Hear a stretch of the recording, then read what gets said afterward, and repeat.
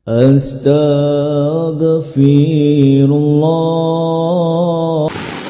Doa ini bisa dibaca kapan saja, baik kita sedang berjalan, sedang duduk, sedang di rumah, di pekerjaan, ataupun juga terkadang baik dibaca ketika salat, dalam sujud, sebelum salam, dan di tempat-tempat yang lainnya. Karena memang tidak ada dalil yang mengkhususkan bahwa 6 doa ini harus dibaca pada tempat-tempat tertentu dan waktu-waktu tertentu. Apa saja 6 doa ini? Yang pertama, sebuah doa yang diajarkan Nabi SAW, yang dikeluarkan Imam Ahmad dan juga dikeluarkan dalam Sahih Abi Hatim serta yang lainnya, dan dinyatakan sahih oleh Syekh Nasiruddin Al-Albani rahimahullahu ta'ala. Doa ini adalah doa yang diajarkan kepada Abu Bakar Siddiq radhiyallahu anhu. Apa itu? Doa perlindungan dari kesyirikan, di mana Nabi SAW mengajarkan lafadznya, Allahumma inni a'udzubika an usyrika bika wa ana a'lam wa astaghfiruka lima la a'lam. Ya Allah, sesungguhnya aku berlindung kepadamu dari berbuat kesyirikan sedang aku mengetahuinya, dan aku memohon ampun kepadamu dari kesyirikan yang aku tidak ketahui yang kuamalkan. Ma'asyiral muslimin yang dimuliakan Allah Azza wa Jalla, doa ini adalah doa yang sangat agung, ikhwan. Karena bagaimanapun dosa syirik itu bukan dosa biasa. Dosa syirik itu sebesar-besarnya dosa. Makanya Nabi SAW bersabda ketika ditanya tentang dosa apa yang paling besar, kata Nabi SAW, asyirku billah, seseorang melakukan kesyirikan kepada Allah Azza wa Jalla. Karena dampak orang yang melakukan kesyirikan ini, pertama, terancam bahwa seluruh amalannya akan dihapuskan. Lain asyrakta la yahbatanna amaluka wa la takunanna minal khasirin. Kalau engkau melakukan kesyirikan, hancur lebur amalanmu dan engkau termasuk orang-orang yang rugi. Yang kedua, diharamkan padanya sorga. Sebagaimana Nabi SAW mengatakan, man mata yushriku billahi syai'an dakhalan nar. Barang siapa yang meninggal dan dia di atas kesyirikan kepada Allah Azza wa Jal, dipastikan masuk neraka dan diharamkan sorga padanya. Dan berdasarkan nas Al-Quran sendiri, innahu man yushrik billahi faqad harramallahu alaihil jannah. Siapapun yang menyekutukan Allah Subhanahu wa ta'ala dengan apapun, maka haram padanya sorga. Dan lebih daripada itu, kalau dia mati dan dia membawa kesyirikan dengan syirkul akbar, maka apabila dia masuk neraka dikekalkan di dalamnya. Maka cukuplah bahaya-bahaya seperti ini menunjukkan bahwa syirik itu sesuatu yang sangat besar dosanya, bahkan kezaliman terbesar yang ada di permukaan bumi. Makanya kita harus berlindung dari kesyirikan ini. Masalahnya, syirik itu kan terbagi dua. Ada syirkul akbar, syirik besar yang jelas menjadikan keluar dari Islam, pelakunya kafir, kemudian diharamkan padanya sorga, dikekalkan padanya neraka, dileburkan semua amalannya. Tapi di sana ada syirkul asghar, syirik kecil. Lah syirik kecil ini, ikhwatu fillah muliakan Allah Azza wa Jal, ada yang sifatnya ketika datang kepada kita itu seperti yang disifatkan Nabi, kadabi bin namli, seperti semut hitam yang berjalan di batu hitam yang sangat licin di kegelapan malam. Cemana tuh nengoknya tuh, udah hitam batunya, semutnya pula hitam, malam-malam pula nggak bisa kelihatan semutnya. Artinya terkadang kita ini terkena syirik tanpa sadar, tahu-tahu syirik saja. Awalnya ikhlas-ikhlas, tahu-tahu riya saja, tahu-tahu sum'ah saja, kan begitu. Lah ada syirik-syirik itu yang kemudian ketika datang itu tanpa sadar. Makanya doa ini mengajarkan kepada kita perlindungan dari kesyirikan yang kita tahu itu syirik, dan kita berlindung dari kesyirikan yang datangnya tiba-tiba dan tidak terasa bahwa kita sedang melakukan kesyirikan.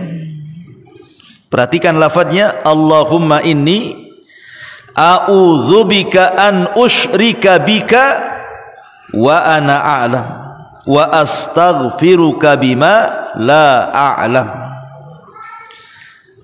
Maka kalau dibaca sebagai wirid setelah solat, maka lebih baik lagi. Ya Allah, aku berlindung kepadamu dari kesyirikan yang ku ketahui atau dari kesyirikan yang tidak aku ketahui. Ini yang pertama. Kemudian yang kedua, hadis yang dikeluarkan Imam Tirmidzi dan Ahmad serta Hakim dan juga disahihkan oleh Syekh Nasiruddin Al-Albani rahimahullahu taala dalam Sahih Sunan At-Tirmidzi dari Ummu Salamah radhiyallahu anha, di mana kata Ummu Salamah radhiyallahu anha, doa yang paling banyak dibaca Nabi sallallahu alaihi wasallam adalah ya muqallibal qulub tsabbit qalbi ala dinik. Dalam riwayat ya musarrifal qulub sarrif qulubana ala ta'atik. Saya ulangi, ya muqallibal qulub tsabbit qalbi ala dinik, atau ya musarrifal qulub sarrif qulubana ala ta'atik. Wahai zat yang maha membolak-balikan hati, teguhkan hatiku di atas agamamu. Atau ya Allah yang maha membolak-balikan hati, teguhkan hatiku menuju ketaatan kepadamu. Ini doa yang paling banyak dibaca Nabi sallallahu alaihi wasallam. Sampai-sampai Ummu Salamah radhiyallahu anha itu bertanya kepada Rasul, kenapa Rasul selalu membaca doa ini? Apakah mungkin Nabi sallallahu alaihi wasallam tersesat atau keluar dari hidayah atau bahkan keluar dari agama? Mustahil. Karena Allah Subhanahu wa taala menjaga Nabi sallallahu alaihi wasallam dan Rasul diberikan kemaksuman. Tapi kenapa kemudian Nabi SAW terus ini yang dibaca? Wahai zat yang membolak-balikan hati, tetapkan hatiku di atas agamamu, atau zat yang membolak-balikan hati, tetapkan hatiku menuju ketaatan kepadamu. Lihat jawaban Nabi SAW. Kata Nabi SAW, inna qalba adami baina usbu'aini min asabi'illahi azza wa jalla. Fa idza syaa azaghahu wa idza syaa aqamahu. Kata Nabi SAW, karena hati kita semuanya ini, hati saya, hati anda atau siapapun, itu berada di genggaman Allah Subhanahu wa taala. Hanya Allah lah yang menggenggam hati manusia. Kalau Allah mau, Allah bisa sesatkan sesaat. Kalau Allah mau, bisa diistiqomahkan sesaat. Betapa banyak orang-orang yang kemudian malamnya dia beriman, paginya sudah kufur. Paginya beriman, malamnya pula kufur. Kita tidak tahu, ya. Karena hati ini yang megang Allah Subhanahu wa taala. Lihat Umar bin Khattab radhiyallahu anhu ketika membawa Taurat. Kemudian Rasul emosi dan mengatakan, amutahawwikun anta ya Ibnul Khattab. Ibnul Khattab, kau sudah bingung ya, katanya. Taraktukum alal bayd, aku tinggalkan lo Islam terang benderang, lailuha kanahariha la yazigu anha illa halik, yang malamnya seperti siangnya dan tidak akan berpaling kecuali dia binasa. Kenapa Nabi SAW mengkhawatirkan Umar dengan lembaran Taurat itu? Padahal Umar hidup di zaman Rasul dan Rasul ada di tengah-tengah mereka. Ya, siapa yang tahu hati Umar ketika membaca Taurat tiba-tiba berubah dari Islam kemudian menuju Yahudi, kan begitu? Karena yang memegang hati Umar, hati saya, hati siapapun Allah Subhanahu wa taala. Begitulah kekhawatiran Nabi sallallahu alaihi wasallam kepada sekelas Umar saja Rasul mengatakan seperti itu, apalagi kita. Sok-sokan Quran saja belum dibacanya, tiba-tiba sudah beli Injil dibacanya. Ngapain beli Injil? Perbandingan agama, Ustaz. Mau dibandingkan dengan yang mana? Islam aja belum paham. Ma'asyiral muslimin yang dimuliakan Allah Subhanahu wa taala, maka jangan main-main dengan hati. Kata Syekhul Islam Ibn Taimiyah rahimahullahu taala, apa kata beliau? A'malul qulub min usulil iman wa qawaidid din. Ingat bahwa amalan hati itu termasuk pondasi-pondasi iman dan juga pondasi-pondasi agama. Kemudian boleh mencontohkan seperti kecintaan kepada Allah dan Rasulnya, kemudian tawakal, ikhlas, syukur, sabar, mengharap, dan amalan-amalan yang lainnya. Kalau sampai kemudian hati kita goncang, bisa saja kemudian kecintaan kepada Allah itu bisa berubah kepada kecintaan kepada selain Allah. Betapa banyak orang yang lebih mencintai dunia dibandingkan agamanya. Ataupun kemudian memalingkan tawakal kepada selain Allah Subhanahu wa taala, ataupun memalingkan keikhlasan menuju kesyirikan, atau mungkin syukur menjadi kufur. Itu karena hati tidak tetap di atas agama Nabi sallallahu alaihi wasallam. Maka perbanyaklah doa. Antum lagi nyetir, lagi jalan kaki, lagi di kantor, lagi kerja, katakan ya muqallibal qulub tsabbit qalbi ala dinik, atau ya musarrifal qulub sarrif qulubana ala ta'atik. Ini yang kedua. Yang ketiga, ma'asyiral muslimin yang dimuliakan Allah Subhanahu wa taala, yang ketiga adalah sebuah hadis dari Sa'ad ibn Abi Waqqas radhiyallahu anhu. Hadis ini terdapat dalam Musnad Imam Ahmad dan dihasankan oleh ulama ahli tahqiq. Di antaranya Syekh Albani rahimahullahu taala mensahihkan dalam Sahih At-Targhib dan Tarhib. Nabi sallallahu alaihi wasallam bersabda, "Da'watu dhinnuni idh da'a wa huwa fi batnil huti la ilaha illa anta subhanaka inni kuntu minadh dhalimin fa innahu lam yada' biha rajulun muslimun fi syai'in qad illa istajaba Allahu lah." Dari Sa'ad bin Abi Waqqas radhiyallahu anhu, dia berkata, Nabi bersabda, doanya Dhunnun, maksudnya doanya Nabi Yunus ketika ia berada dalam perut ikan paus itu adalah la ilaha illa anta subhanaka inni kuntu minadh dhalimin. Tidak ada sesembahan yang berhak disembah kecuali Engkau, Maha Suci Engkau, sesungguhnya aku adalah termasuk di antara orang-orang yang berbuat aniaya. Apa kata Rasul? Tidaklah seorang muslim memulai doanya dengan bacaan doanya Nabi Yunus kecuali pasti doa-doanya akan dikabulkan Allah Azza wa Jalla. Doa ini ada asbab wurudnya. Kenapa Sa'ad bin Abi Waqqas radhiyallahu an meriwayatkan hadis ini? Dalam sebuah riwayat, jadi satu hari Utsman ibn Affan itu sedang duduk di masjid. Ya, kayak antum duduk di masjid. Dan di raut mukanya Utsman ini seperti lagi bingung, lagi stres, ada masalah. Jadi Sa'ad bin Abi Waqqas radhiyallahu anhu lewat, tiba-tiba mengucapkan salam, "Assalamualaikum ya Utsman." Utsman pula tak jawab. Kata Sa'ad bin Abi Waqqas, "Assalamualaikum ya Utsman." Utsman pula tak jawab. 3 kali dia mengucapkan salam. Marahlah Sa'ad ini, karena di zaman itu aib kok orang mengucapkan salam tak dijawab. Kok sekarang biasa-biasa aja lah. Kadang-kadang akhirnya orang tidak mengucapkan salam. Kenapa tak salam? Malas, nggak pernah dijawab katanya. Salam saja, nanti malaikat yang jawab antum.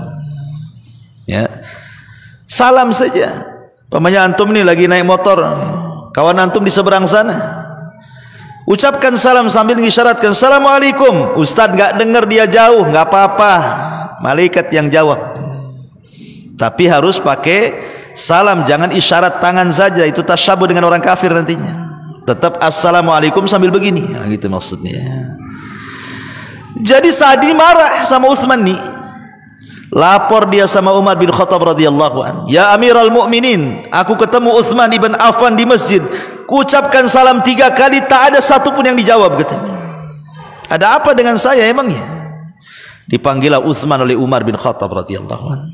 Ya Utsman, saudaramu Sa'ad bin Abi Waqqas sudah mengucapkan salam, kenapa kau tak jawab? Kata Utsman, aku tak dengar. Kata Sa'ad, bahkan aku mengucapkan salam wahai Utsman. Kata Utsman, aku tak dengar. Aku tak dengar. Cemana pula orang enggak dengar, kata. Ma'asyiral muslimin yang dimuliakan Allah Azza wa Jalla, akhirnya Umar menengahi. Kenapa kau tak jawab salam wahai Utsman? Di sini Utsman bercerita, ya Umar, ya Amirul Mukminin, sebenarnya ketika aku duduk di masjid itu, aku lagi stres, ada masalah. Ya. Kemudian aku teringat doa Rasul. Kemudian Rasul sampai bersumpah-sumpah dengan doa itu, siapapun yang berdoa dengan doa itu pasti mustajab. Sampai Rasul mengatakan, wallahi demi Allah, siapapun yang berdoa dengan itu pasti mustajab, katanya. Kata Sa'ad bin Abi Waqqas, ya Utsman, aku tahu doa itu, katanya. Karena kata Utsman, ketika Nabi SAW hendak memberitahu doa itu, datang Arab Badui, nyibukkan Nabi SAW sehingga Rasul lupa ngasih tahu lafadznya, langsung pulang dia. Maka ketika itu Sa'ad mengatakan, ya Utsman, bukankah ketika Rasul bersabda aku pun juga di situ? Ketika Nabi SAW pulang, aku ikuti di belakangnya sampai Rasul masuk rumah, aku ketuk rumahnya. Kemudian mengatakan, ya Rasul, tadi kau mengatakan ada doa yang kalau dibaca pasti mustajab, dan kau bersumpah dengan doa itu. Apa lafadznya? Maka kemudian Sa'ad bin Abi Waqqas menyebutkan hadis ini. La ilaha illa anta subhanaka inni kuntu minadh dhalimin. Kata Rasul, siapapun seorang muslim yang berdoa didahului dengan doanya Dhinnun, Nabi Yunus, pasti mustajab. Kenapa demikian? Karena dalam kandungan doa Nabi Yunus itu ada 3 perkara besar. 1, at-tauhid. 2, at-taqdis. 3, al-inkisar anidz-dzunub. Pertama, at-tauhid, la ilaha illa anta. Ini tauhid artinya, tidak ada sembahan yang berhak disembah kecuali Allah. Yang kedua, at-taqdis, penyucian Allah, subhanak, maha suci engkau. Kemudian inkisar, di mana kita merasa merendah di hadapan Allah, merasa hina di hadapan Allah, dan mengakui dosa-dosa kita dan mengatakan inni kuntu minadz zalimin. Makanya kenapa ada 3 gabungan poin ini yang menjadikan setiap orang yang membacanya kemudian berdoa setelahnya doa dengan doa apapun kecuali akan dijawab Allah Subhanahu wa taala. Jadi kalau antum ada masalah, sebelum antum meminta masalah itu kepada Allah, selipkan nih doa Nabi Yunus ini, kan mudah saja kan. La ilaha illa anta subhanaka inni kuntu minadz zalimin. Kemudian antum berdoa. Kata Rasul, fa innahu lam yada biha muslimun fi syai'in qad illa stajaballahu lah. Tidak ada seorang muslim berdoa dengan doa itu kecuali pasti akan dikabulkan doa-doanya. Bagaimana tidak, ikhwatu fiddin? Allah Subhanahu wa taala berfirman di dalam Al-Qur'anul Karim ketika menceritakan tentang kisah Yunus ibn Matta. Yunus ini dalam Al-Quran diceritakan dia meninggalkan kaumnya, kemudian diuji oleh Allah Subhanahu wa taala karena dia belum rampung dakwahnya sudah meninggalkan kaumnya. Alasannya karena kaumnya tidak beriman. Makanya Allah Subhanahu wa taala uji Yunus dengan cara apa? Dimakan ikan paus, dan dia mengalami 3 kegelapan. Gelap di perut ikan, gelap di dasar lautan, dan gelap di tengah malam. Logika harusnya Yunus mati, tapi kuasa Allah Subhanahu wa taala Yunus tidak meninggal. Tapi Nabi Yunus alaihi salatu wassalam ketika itu dia yakin tidak ada yang bisa menolong dia kecuali Allah. Tidak ada yang bisa menolong dia kecuali Allah, karena mustahil dia bisa selamat dalam perut ikan itu. Makanya dia terus mentauhidkan Allah. Kemudian dia mengatakan la ilaha illa anta subhanaka inni kuntu minadz zalimin, dan lafaz ini terus diulang-ulang sampai memecah lautan, suaranya sampai ke langit. Malaikat yang di langit bingung. Sautun ma'ruf, sautun ma'ruf katanya. Ini suara yang ma'ruf. Min 'abdin ma'ruf, dari hamba yang ma'ruf. Tapi di mana dia sekarang katanya? Maka dikatakan dia berada di perut ikan. Makanya kemudian Allah Subhanahu wa taala mengatakan fa anjaynahu minal karbi wa kadzalika nunjil mu'minin. Maka kami selamatkan Yunus dari al-karb, kesulitan, dan begitulah kami selamatkan orang-orang yang beriman. Kalimat wa kadzalika nunjil mu'minin ini adalah penegas bahwa doa itu bukan khusus kepada Nabi Yunus saja, tapi doa itu juga umum dibaca oleh setiap orang yang beriman, termasuk kita. Ya, maka jangan kemudian lepas dengan doa ini, karena dengan banyaknya doa ini Nabi Yunus coba dibuang dari perut ikan dan diselamatkan oleh Allah Subhanahu wa taala. Maka dalam kondisi apapun, kita lagi stres, lagi bingung, ada masalah, ini cocok doanya Nabi Yunus untuk orang-orang yang stres. Ma'asyiral muslimin yang dimuliakan Allah Azza wa Jalla, ini yang ketiga. Yang keempat, yang keempat adalah doa kebaikan dunia akhirat, atau dikenal dengan doa sapu jagat, menyapu semua doa. Disebutkan dalam Sunan Abi Dawud dari sahabat ataupun dari Ummul Mukminin Aisyah radhiyallahu anha, dia mengatakan Nabi itu kalau berdoa itu sangat singkat namun padat, jawamiul kalim. Dan semua kata-kata Nabi itu singkat padat. Kalau kita kan panjang, lama-lama bingung ngomong apa kamu, karena mutar-mutar kita ini kalau ngomong. Kalau Rasul tidak, singkat padat, singkat padat. Lah di antara doa yang diajarkan Nabi sallallahu alaihi wasallam, dan itu terdapat dalam Sahih Bukhari dan Muslim dari Anas ibn Malik radhiyallahu anhu. Kana aktsaru du'ain Nabi sallallahu alaihi wasallam Allahumma Rabbana atina fid dunya hasanah wa fil akhirati hasanatan wa qina adzaban nar. Ya Allah, Rabb kami, berikan kepada kami dunia yang baik, akhirat yang baik, dan selamatkan kami dari azab neraka. Lihat di sini ada 3 poin. 1, meminta kebaikan dunia. 2, meminta kebaikan akhirat.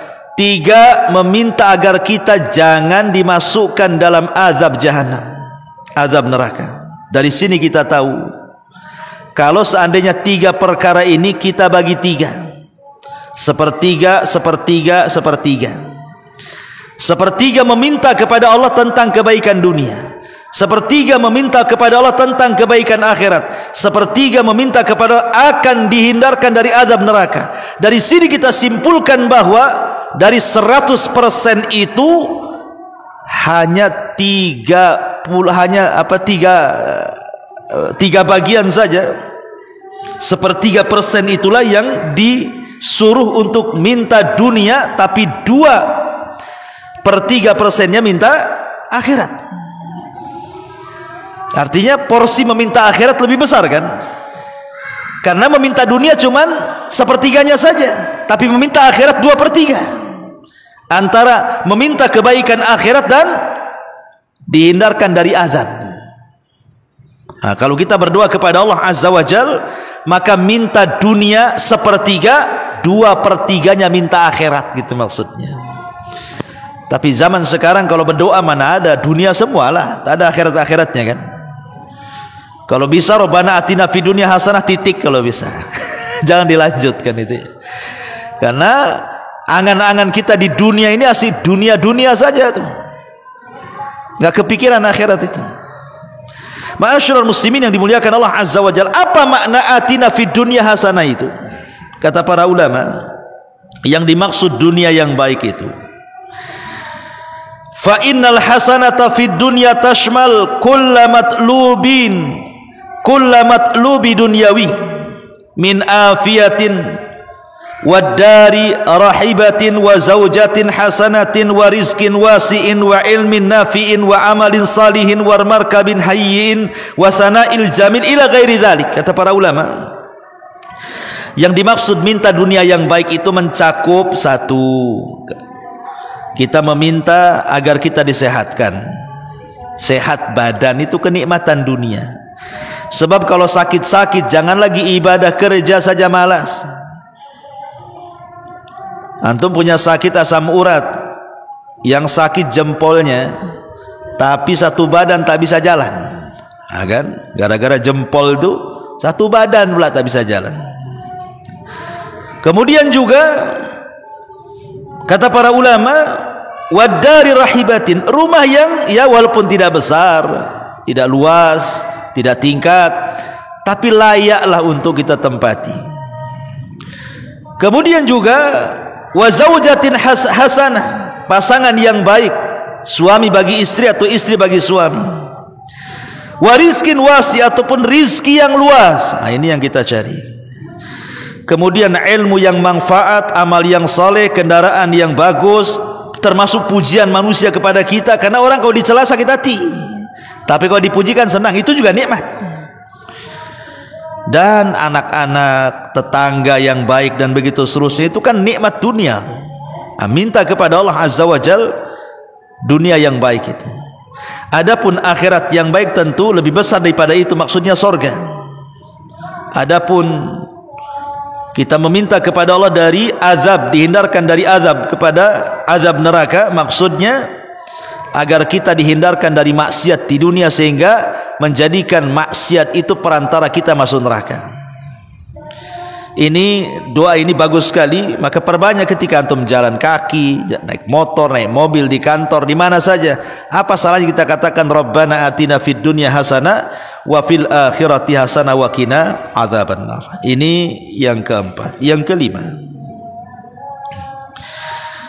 kita meminta kepada Allah Subhanahu wa taala agar kita dimasukkan ke dalam surga dan dijauhkan dari neraka. Inilah tujuan hidup kita masalahnya.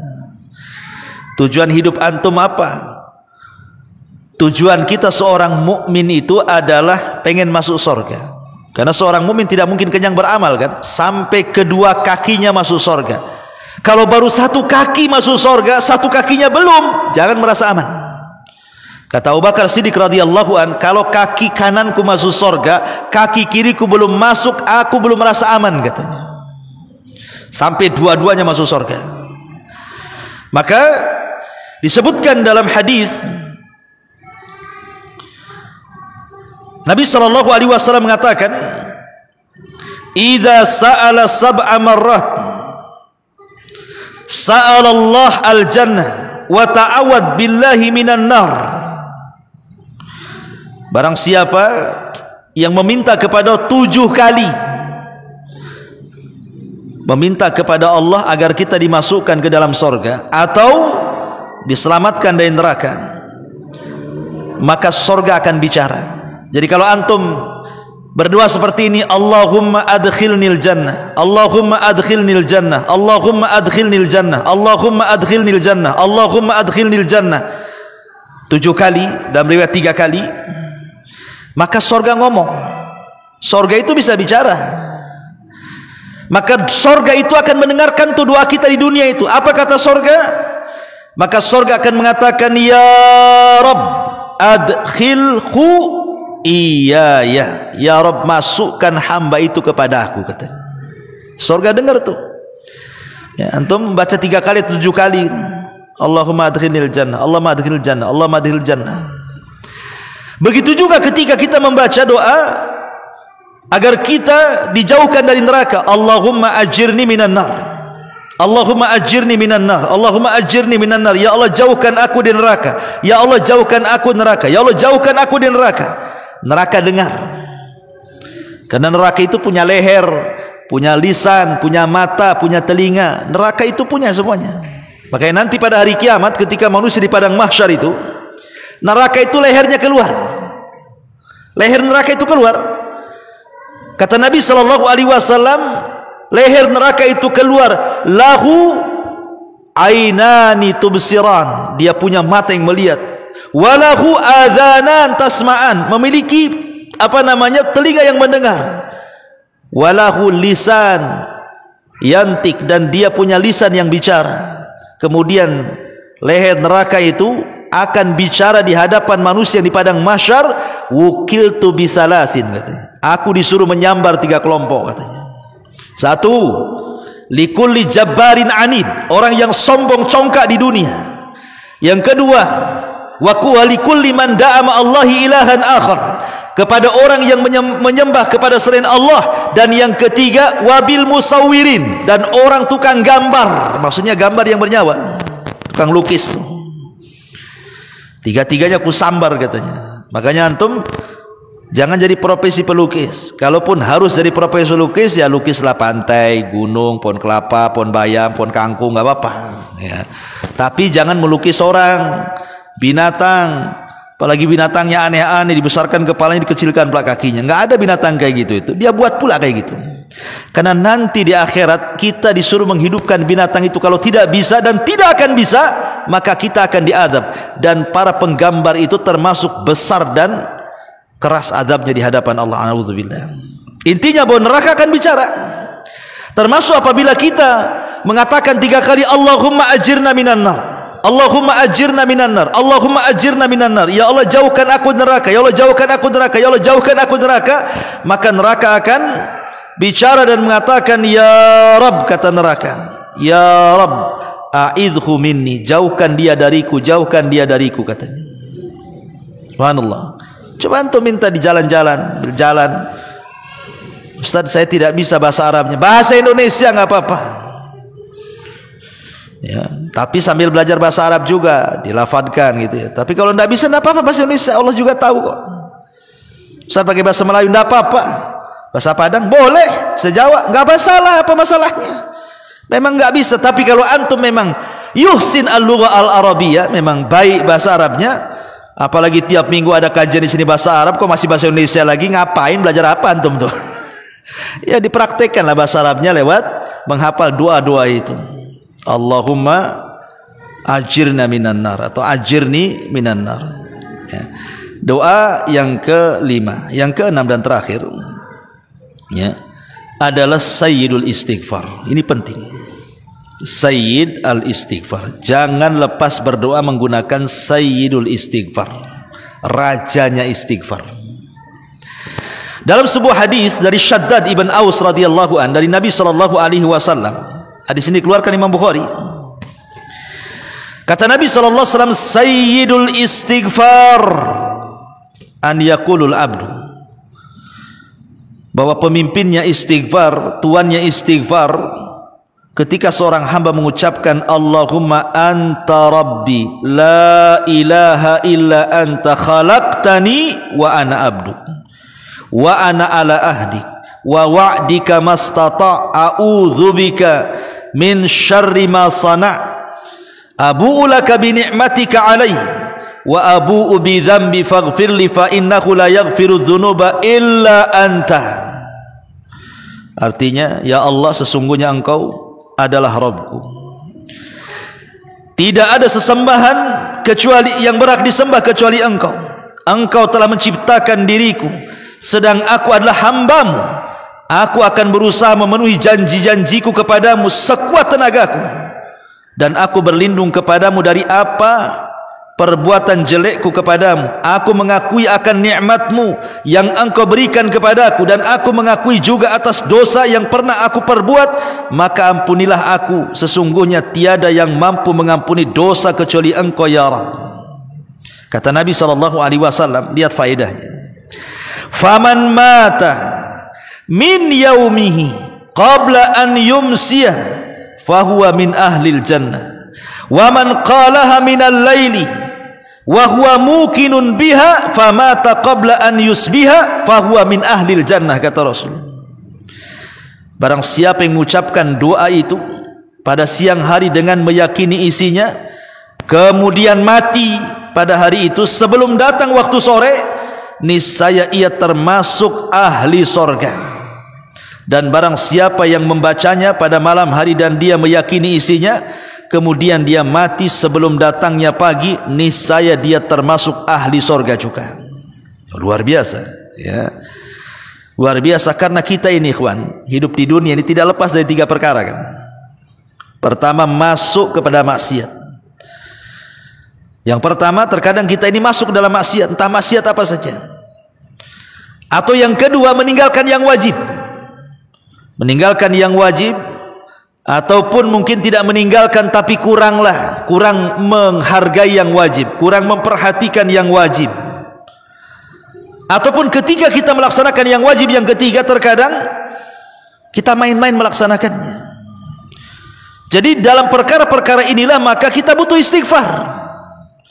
Karena manusia itu tidak lepas daripada dosa. Kalau ada yang mengatakan Ustaz tidak punya dosa, kadzabta, dusta engkau. Tidak ada manusia kecuali berbuat dosa. Tidak matanya lisannya, tidak lisannya telinganya, tidak telinga otaknya, tidak otaknya tangannya kakinya. Manusia itu pasti berbuat dosa. Karena tidak ada manusia kecuali sudah ditulis oleh Allah Azza wa Jal bahwa dia harus melakukan dosa. Kullu bani Adam khatta'un wa khairul khatta'ina tawwabun. Setiap anak Adam itu pasti melakukan kesalahan, dan sebaik-baik orang yang melakukan kesalahan adalah bertobat kepada Allah Azza wa Jalla. Dan sebaik-baik tobat adalah istighfar, dan sebaik-baik istighfarlah sayyidul istighfar. Sebaik-baik istighfar adalah membaca sayyidul istighfar. Ustaz dah hafal baca panjang kali ini. Ya sudah, pakai yang pendek saja. Astagfirullah. Masa dah hafal kayak gitu? Astagfirullah, astagfirullah, kan itu. Kalau bisa kalimat itu dibacakan untuk kejut-kejut tuh. Jadi kalau umpamanya kesandung astagfirullah, kan enak tuh. Ya, mau nabrak astagfirullah, mantap tuh. Ini enggak. Ya. Terkejut, apa pula yang ngomong? Kadang-kadang di masyarakatnya aneh-aneh yang keluar dari mulut orang itu. Botol lah, kok botol pula? Dia kaget ngomong botol.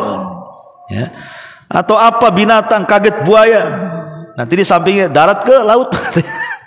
Jadi ada orang itu kadang-kadang tidak membiasakan, padahal kata para ulama, kalau sampai kita ditakdirkan pikun, kalau kita sampai ditakdirkan pikun, orang pikun ini ikhwan kan tidak punya akal, sama dengan orang gila, hilang akalnya.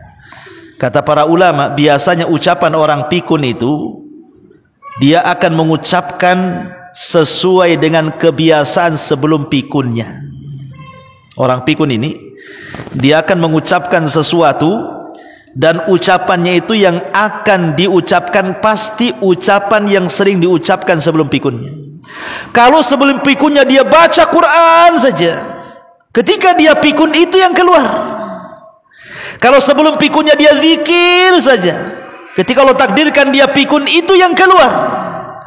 Tapi kalau sebelum pikunnya dia sumpah serapah, laknat melaknat, hina menghina, gibah namimah, itu nanti yang keluar tuh.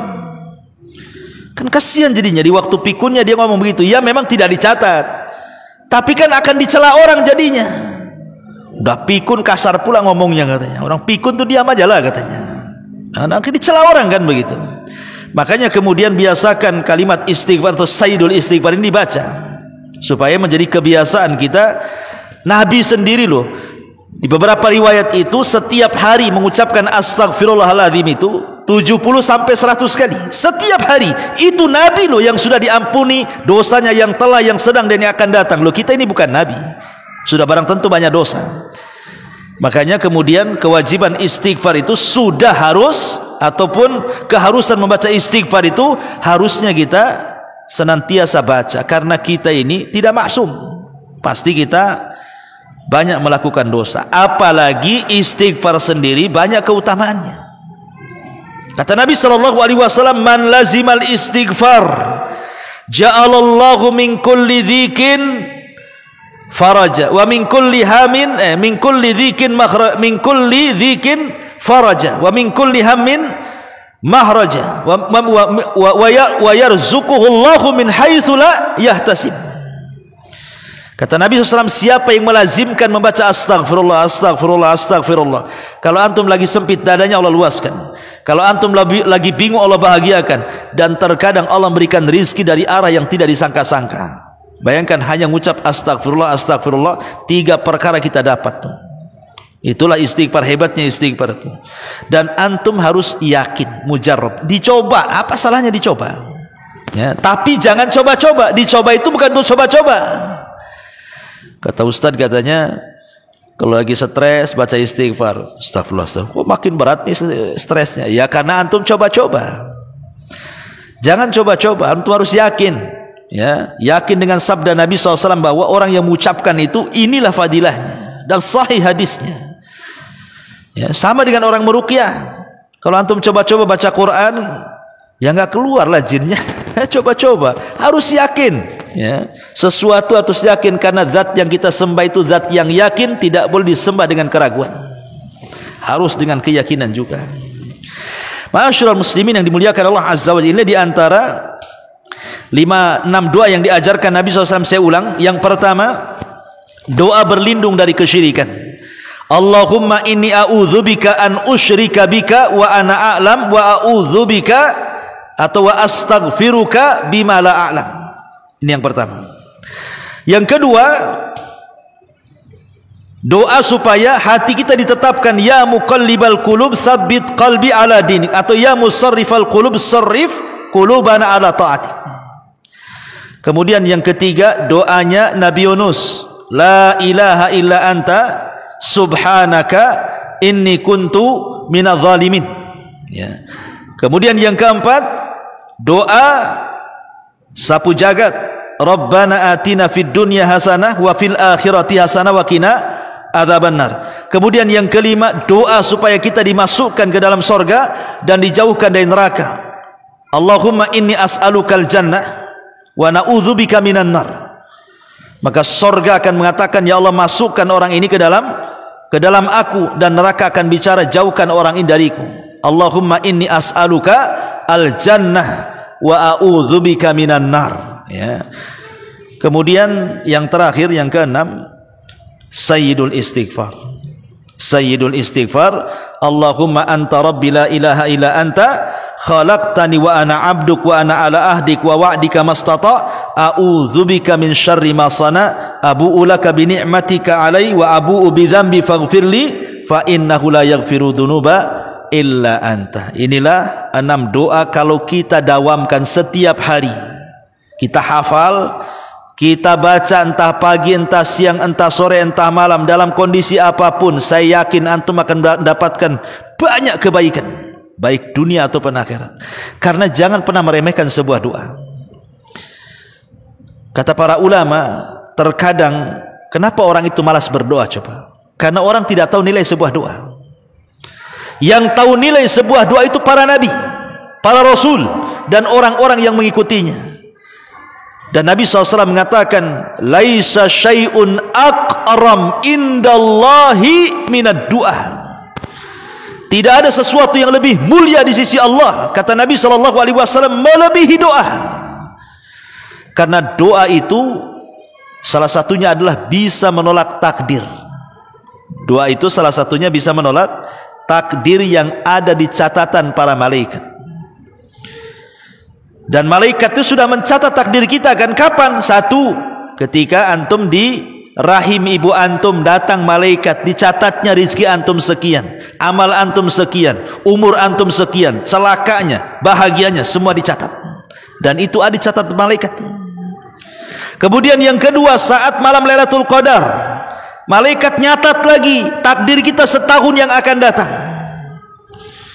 Oh, si fulan pendek umurnya, si fulan panjang umurnya, si fulan rezekinya seret, si fulan akan diluaskan rezekinya, si fulan akan disehatkan, si fulan akan disakitkan, si fulan akan begini-begini, semua dicatat oleh malaikat. Tapi dengan doa, kata Nabi, la yaruddul qada illa doa. Tidak ada yang bisa menolak takdir kecuali doa. Boleh jadi dengan terus meminta umur, meminta rezeki, meminta ini itu dan lain sebagainya, nanti malaikat akan menghapus takdir yang jelek, dimasukkan pula takdir yang baik di situ. Tapi ingat, yang berubah di catatan malaikat ya, bukan lauhil mahfud ya. Ya, dan malaikat juga tidak tahu isi lauhil mahfud masalahnya. Malaikat lo tidak tahu isinya lauhil mahfud kayak apa, dia hanya menjaga saja. Makanya doa ini jangan sembarang doa. Doa ini bisa menolak takdir. Takdir yang baik dan takdir yang buruk bisa berubah menjadi takdir yang baik. Karena begini, kalau seandainya Allah takdirkan nih, Allah turunkan penyakit kepada kita. Jadi di catatan malaikat itu kita ditakdirkan minggu depan sakit. Kemudian kita berdoa, ya Allah sehatkan badan saya, ya Allah sehatkan badan saya. Maka ketika di hari penyakit itu turun, doa kita naik, maka dorong-dorongan tuh doa dengan penyakit itu. Sama doa itu dorong. Jangan sampai kepada menimpa kepada orang yang akan ditakdirkan sakit. Dan dorong-dorongan itu sampai kiamat dibangkitkan. Begitu dalam hadis. Jadi doa kita melesat mendorong penyakit yang akan ditakdirkan kepada kita, dan didorong terus sampai kiamat. Ya, lihat. Doa ini jangan dianggap remeh, karena bisa merubah segalanya. Sesuatu yang kita anggap mustahil menjadi mungkin di hadapan Allah Azza wa Jalla. Tetapi terkadang kita ini tidak sabar ketika berdoa, terus berdoa tak kunjung-kunjung pula dikabulkan. Akhirnya dia pun istijal. Apa istijal itu? Dia mengatakan da'autu falam yujibni. Aku sudah berdoa tapi Allah tidak mengabulkan diriku. Jangan ucapkan kalimat itu. Kenapa ya aku berdoa kok nggak pernah dikabulkan? Jangan mengucapkan kalimat itu, karena itulah kalimat yang menjadikan doa tidak dikabulkan. Itu namanya istijal. Terus saja berdoa. Karena pengabulan itu kan ada 3 macam. Satu, boleh jadi langsung dikabulkan setelah kita berdoa, sehari, 2 hari, sebulan, 2 tahun langsung dikabulkan. Atau sengaja doa itu disimpan untuk mengangkat derajat kita di sorga. Atau doa itu dikabulkan dengan cara yang lain. Allah tahu maslahat kita. Kita mau ini, Allah kasih yang lain pula. Harusnya kita mendapatkan ini, tapi kita celaka. Akhirnya Allah buat kita selamat dari kecelakaan, tapi tidak kemudian permintaannya dikabulkan. Terkadang Allah kabulkan seperti itu. Ya, justru dihindarkan dari kecelakaan, tidak diberikan yang kita minta. Atau saya tambah, Allah itu menciptakan kita. Allah tahu maslahat kita, ya kawan. Kan Allah yang menciptakan kita, Allah yang tahu maslahat kita. Ada orang-orang itu yang sengaja Allah kayakan. Kenapa tidak difakir-fakirkan? Kalau dia fakir, masalah dia bisa kufur. Ada orang miskin permanen, kok tidak dikaya-kayakan? Ya, sebab kalau kaya kurang ajar, melampaui batas dia. Sengaja dimiskinkan segitu saja. Kenapa antum begini aja ekonominya? Nanti kalau antum kaya jadi korun nantinya. Ada syukuri sajalah. Atau orang dibuat sehat saja, kalau dibuat sakit nanti ngeluhnya. Atau dibuat sakit permanen nggak sehat, sebab kalau sehat dia kurang ajar. Jadi lihat maslahat-maslahat yang seperti itu. Ya, maslahat-maslahat yang seperti itu. Karena ingat bahwa sekali lagi bahwa doa itu dikabulkan dengan cara Allah mengabulkannya. Itu semua untuk kemaslahatan kita. Contoh, ada seorang kakek yang pernah saya ceritakan. Kakek ini punya istri, punya anak banyak, pengen poligami. Ya. Akhirnya kemudian dia berdoa tiap malam, ya Allah carikan gadis yang cantik untukku. Allah takdirkan dapat pula dia gadis yang cantik. Padahal sudah kakek, sudah punya istri, anaknya banyak. Akhirnya dapatlah gadis. Berpoligamilah kakek itu dengan gadis itu. Masalahnya setelah diakad malam itu, si gadis pula tak mau digauli. Kemudian si gadis ini tiba-tiba tidak suka dengan kakek itu dan mengatakan, talikni, ceraikan aku. Karena dia memaksa, terpaksalah si kakek yang sudah jatuh cinta ini mengatakan, ya sudah aku ceraikan kamu, cerailah gadis ini. Bayangkan, baru nikah semalam diceraikan. Tapi si kakek ini terus berdoa lagi dan mengatakan, Allahumma ruddat alayya, ya Allah kembalikanlah gadis itu kepadaku, kembalikanlah gadis itu kepadaku. Bukannya dikembalikan, setelah habis masa idahnya gadis ini pula kawin sama orang lain, tapi sama-sama dapat kakek. Cuman yang satu dipoligami, yang satu tidak dipoligami. Setelah nikah dengan kakek yang kedua ini, Allah takdirkan baru 1 malam terponis dia kanker payudara, masuk rumah sakit. Akhirnya dioperasi, koma 1 tahun tak bangun-bangun. Jadi si kakek yang kedua ini stres lah, baru kawin semalam, habis duitnya hanya untuk mengobati istrinya. Setelah 1 tahun koma meninggal, habis hartanya, meninggal istrinya. Kata kakek yang pertama, coba kalau Allah kabulkan, dia balik sama dia, apa nggak habis duitnya tuh? Gitu. Begitulah cara pengabulan Allah Azza wa Jalla. Kadang-kadang seperti itu pengabulannya, kita tidak tahu. Ya. Wallahu a'lam bishawab. Subhanakallahumma bihamdika asyhadu an la ilaha illa anta astaghfiruka wa atubu ilaik. Allahu ta'ala alam. Assalamualaikum warahmatullahi wabarakatuh.